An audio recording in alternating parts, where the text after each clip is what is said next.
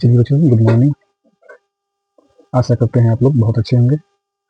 आज हम लोग मल्हार कक्षा 6 का चैप्टर नंबर 1 को देख रहे हैं। जो चैप्टर का नाम हुआ मातृभूमि कविता कविता है। चलिए सबसे पहले हम लोग इस कविता का सारांश के बारे में जान जाते हैं कि कविता में किस किस का और वर्णन किया गया है। जैसे धार्मिक भी है, पशुओं का भी है, पक्षियों का भी, उनके बारे में अच्छे से जान सकते हैं। ठीक है, चलिए देखते हैं कविता का सारांश। यह कविता भारत देश की प्राकृतिक सुंदरता, धार्मिक महत्व और ऐतिहासिक गौरव का वर्णन करती है। कविता अपनी मातृभूमि की प्रशंसा करते हुए उनके विभिन्न पहलुओं को उजागर करता है। हिमालय की ऊंचाई, गंगा और यमुना नदियों की पवित्रता तथा देश की धार्मिक विरासत और प्राकृतिक शौर्य जैसे तत्वों को कवि ने अपनी कविता में बड़े ही भावुक तरीकों से प्रस्तुत किया है। ठीक है, कवि ने भारत को एक धर्म भूमि, कर्म भूमि, युद्ध भूमि और बुद्ध भूमि के रूप में भी चिन्हित किया है। भारत में जन्मे महान व्यक्ति जैसे राम, सीता, कृष्ण और बुद्ध का उल्लेख करते हुए कवि ने देश के गौरवशाली इतिहास को याद किया है। ठीक है, चलिए अब हम लोग अभ्यास प्रश्न की ओर चलते हैं। इसमें 2 ऑब्जेक्टिव दिया गया है। ऑब्जेक्टिव है कि नीचे दिए गए प्रश्नों का सटीक उत्तर कौन सा होगा, उनके सामने स्टार लगाना है। ठीक है बच्चों, आप स्टार लगा सकते हैं या सही का टिक लगा सकते हैं। कहा गया है हिंद महासागर के लिए कविता में कौन सा शब्द आया है। हिंद महासागर के लिए कविता में कौन सा शब्द आया है। इसे तो आया तो शब्द है, लेकिन सबसे अधिक महत्व किसका है? सिंधु का है। किसका है? सिंधु का। चलिए 2 देखते हैं। 2 में है मातृभूमि कविता में मुख्य रूप से, मातृभूमि कविता में मुख्य रूप से किसकी प्रशंसा की गई है? तो भारत की प्रशंसा की गई। किसकी की गई? भारत की प्रशंसा की गई है। ठीक है, चलिए अब इसकी का क्वेश्चन नंबर ख को देखते हैं। ख में है आप अब अपने मित्रों के साथ चर्चा कीजिए और कारण बताइए कि अपने ये उत्तर क्यों चुने। चलिए जानते हैं। हमने अपने मित्रों के साथ क्या करेंगे? सबसे पहले चर्चा करेंगे कि हमें यही क्वेश्चन का आंसर अच्छा क्यों लगा। चलिए जानते हैं। एक का संस्कृत में सिंधु का शाब्दिक अर्थ महासागर है, इसलिए हिंद महासागर को कविता में सिंधु कहा गया है। ठीक है, दूसरा देखते हैं। कविता में भारत देश की प्राकृतिक सुंदरता, धार्मिक महत्व और ऐतिहासिक गौरव का वर्णन किया गया है। कवि अपनी मातृभूमि की प्रशंसा करते हुए विभिन्न पहलुओं को उजागर करता है। चलिए देखते हैं क्वेश्चन नेक्स्ट क्वेश्चन है मिलान कीजिए। क्या करना है हम लोगों को? मिलान करना है। जैसे हिमालय, त्रिवेणी, मलय, पवन, सिंधु, गंगा, यमुना, रघुपति, श्री कृष्ण, सीता, गीता और गौतम बुद्ध। चलिए जैसे देखते हैं। जैसे एक में दिया गया है हिमालय। हिमालय का राइट आंसर क्या होगा? तो हिमालय का होगा भारत की उत्तरी सीमा पर फैली पर्वत। जैसे चलिए सबको यहाँ पे उत्तर दे दिया गया। आप एक एक करके इस उत्तर को के माध्यम से मिलान कर सकते हैं। ठीक है, फिर से क्वेश्चन है कि पंक्तियों पर चर्चा करें। कुछ पंक्तियां दिया गया है, उस पर क्या करना है हम लोगों को? चर्चा करना है, बताना है कि इस पंक्ति में क्या क्या कहा जा रहा है। ठीक है बच्चों, चलिए देखते हैं।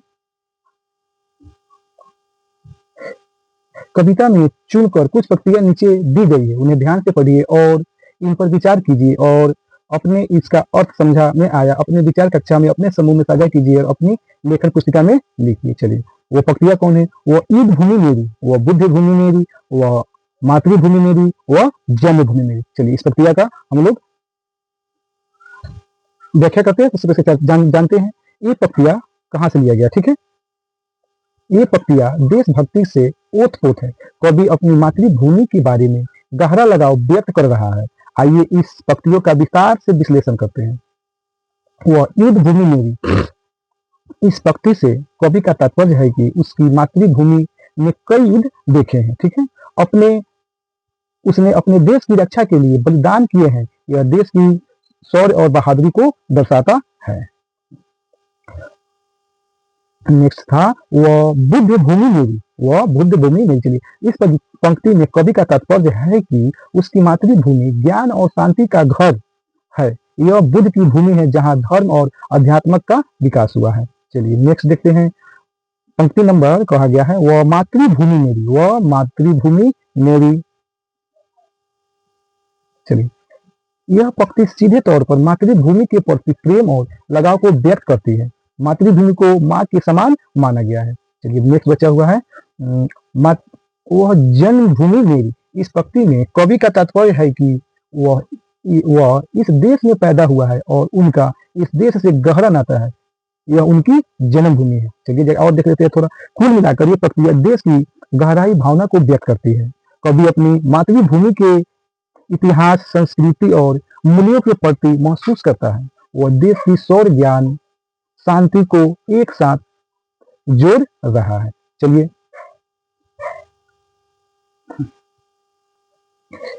क्वेश्चन फिर देखते हैं। सोच विचार के लिए क्वेश्चन कह रहा है, सोच विचार के लिए जो क्वेश्चन दिया गया इसमें हम लोगों को अलग से कुछ आंसर सोचकर देना है कि ये देखते हैं। क में कहा गया है, कविता को एक बार फिर से पढ़िए। कविता को फिर एक बार फिर से पढ़िए और निम्नलिखित के बारे में पता लगाइए, लगाकर अपनी पुस्तिका में लिखिए। चलिए देखते हैं। सबसे पहले कहा गया है, कोयल कहाँ रहती है? कोयल कहाँ रहती है? तो कोयल हम लोग कविता के माध्यम से पढ़े हैं कि कोयल अमराइयों की झाड़ियों में रहती है। ठीक है। चलिए दूसरा देखते हैं। तन मन कौन संवारती है? तो तन मन को मलय पवन हमारा तन मन को संवारती है। चलिए 3 में देखते हैं। झरना कहाँ से झरते हैं? तो झरने पहाड़ियों से झरते हैं। चलिए 4 देखते हैं। श्री कृष्ण ने क्या सुनाया? तो श्री कृष्ण ने गीत सुनाई थी और श्री कृष्ण ने गीता सुनाई थी और बांसुरी की मधुर धुनें सुनाई थी, मैंने मधुर आवाजें सुनाई थी। थोड़ा और है, इसको लिख लीजिएगा। चलिए नेक्स्ट देखते हैं। गौतम ने किसका यश बढ़ाया? माने गौतम बुद्ध ने किसका यश बढ़ाया था? चलिए देखते हैं। गौतम बुद्ध ने दया का यश बढ़ाया। ठीक है। चलिए इसी के साथ ख में बताया गया है, नदिया लहर रही है, पग पग छर रही है। लहर का अर्थ होता है पानी का हिरोरा, मौज उमंग, बेग जोश। छहर का अर्थ होता है बिखरना, छितरना, छिटकाना और फैलना। ठीक उसी प्रकार कविता पढ़कर पता लगाइए और लिखिए। कहाँ कहाँ, कहाँ कहाँ छाठ, कहाँ कहाँ छटा छहर रही है। तो इसको देखते हैं। इसका अर्थ होता है पग पग छटा छहर रही है। फिर है पंक्तियां, किसका पानी लहर रहा है? चलिए इसका अर्थ है यहाँ पे गंगा यमुना त्रिवेणी का पानी लहर रहा है। ठीक है। फिर क्वेश्चन है, कविता की रचना से। कहां से क्वेश्चन बना है? कविता की रचना से। सभी देखते हैं।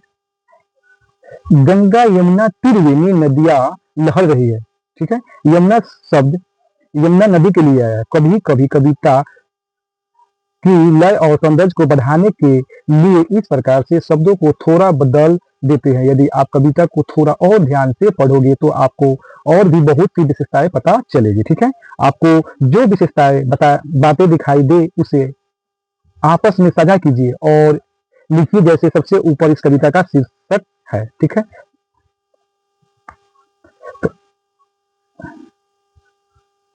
तो ऊंचा खारा हिमालय आकाश चुनता है। इसका मतलब हुआ, चुनना का मतलब होता है क्या? चुनना का अर्थ होता है स्पष्ट करना। क्या करना? स्पष्ट करना। ठीक है। एक और है, नीचे चरण तले झुक, नीचे चरण तले झुक नित्य सिंधु झुमता है। माने नित्य, नित्य मिस क्या होता है? नित्य, नित्य मिस रोज। चलिए अब क्वेश्चन है मिलान करने के लिए। कौन सा फिर से क्वेश्चन आया? मिलान करें। देखते हैं।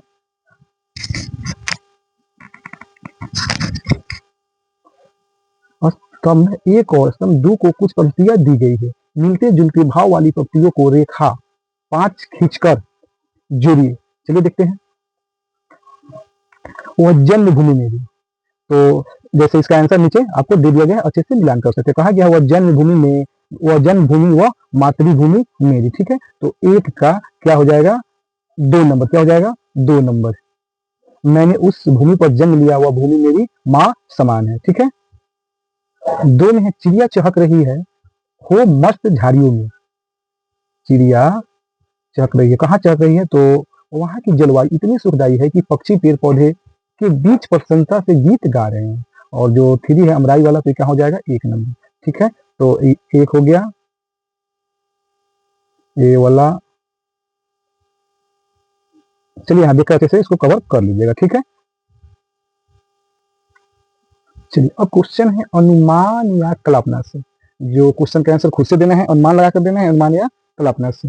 अपना समूह से मिलकर चर्चा, मैंने एक समूह बनाकर मिलकर क्या करना है, क्वेश्चन पे चर्चा करना। चलिए जानते हैं बच्चों। अम्मा राया घनी कोयल पुकारती। कोयल क्यों पुकार रही है, रही होगी, किसे पुकार रही होगी, कैसे पुकार रही होगी? चलिए जानते हैं।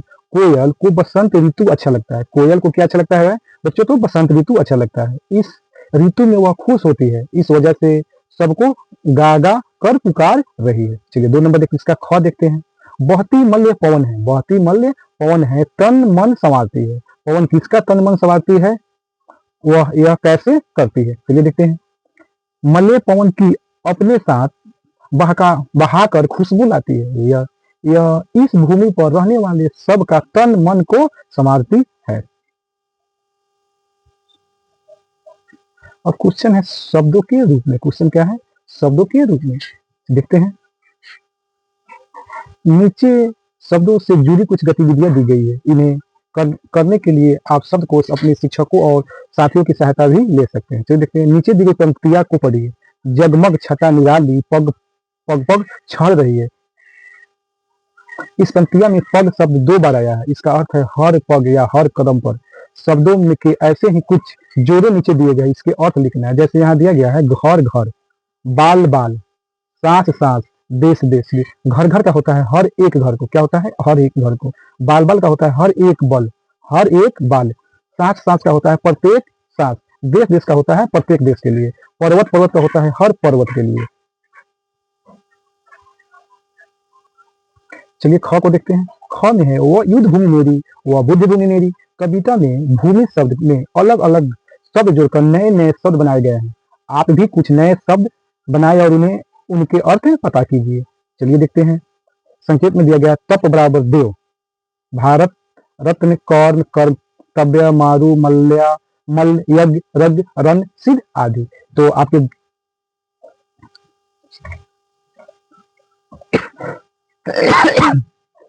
तो आपके बुक में क्या दिया गया है? भूमि। क्या दिया गया है? एक ऐसा डायग्राम दिया, इसमें लिखा हुआ है भूमि। तो इसके में क्या क्या होगा? तो तप, देव, कर्म, रन, मल्ल और जन, ये सब क्या है? भूमि पे ही।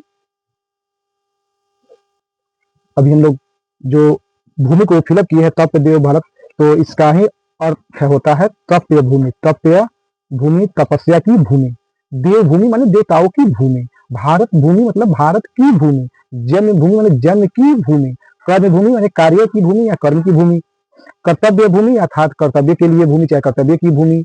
मारु भूमि मरुस्थल की भूमि। मलयम भूमि माने मलयम पवन की भूमि। रंग भूमि अर्थात रंग मंच की भूमि। रण भूमि अर्थात युद्ध की भूमि। ठीक है। और नेक्स्ट लास्ट है सिद्ध भूमि अर्थात सिद्धियों की भूमि। माने यहाँ बहुत ऐसे संत लोग हैं जो सिद्ध करके कुछ ज्ञान की प्राप्ति किए थे।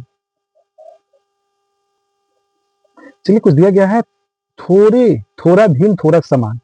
थोड़ा भीम थोड़ा समान। नीचे दी गई पंक्तियों को पढ़िए। जग को दया सिखाया, जग को दिया दिखाया। ठीक है। दया और दिया में केवल एक मात्र का अंतर है, लेकिन इस एक मात्र के कारण शब्द का अर्थ पूरी तरह से बदल गया। आप भी अपने समूह में मिलकर ऐसे शब्दों की सूची बताइए जिनमें केवल एक मात्र का अंतर हो जाए और घड़ा का घड़ी हो जाए। ठीक है। घड़ा मिस होता है मटका और घड़ी मिस होता है आपका समय वाली घड़ी और दिन वाली घड़ी होती है। फिर उसी तरह आग का क्या हो जाए? आग का आग। गम का गुम, घट का घटा, चांद का चांदनी, दान का चांद का चीन, दान का दीन, राजा का राज, मन का मना, धूप का धप, मेला का मैला, नग का नैगा और तज का तजा। ठीक है।